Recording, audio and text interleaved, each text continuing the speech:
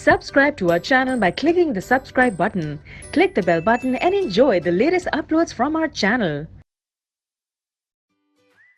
Now see question 14. Question is mention any two advantages and two disadvantages of producing hydroelectricity by building dams on river. जब आप dams बनाते हैं river पर hydro electricity produce करने के लिए तो उनकी क्या एडवांटेजेस होती हैं और क्या डिसएडवांटेजेस होती हैं, टू मेंशन करनी है आपको। तो एडवांटेजेस अगर हम देखें, generation of electricity from water does not produce any environmental pollution like green house gases, harmful gases, ये नहीं प्रोड्यूस करती।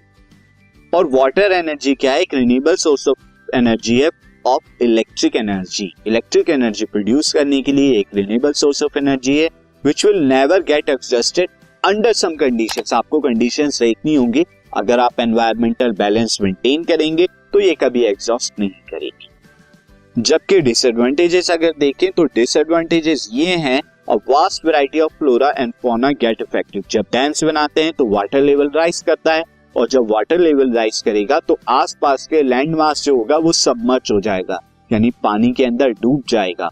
तो वहां रहने वाले पेड़ पौधे, फ्लोरा एंड फौना, वो क्या हो जाएंगे, अफेक्ट करेंगे।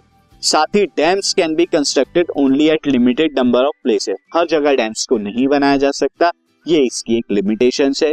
कुछ पर्टिकुलर रिवर्स पर ही हम डैम्स बना सकते हैं, वो भी उनकी एक कुछ खास पोजीशंस पर, हर जगह नहीं।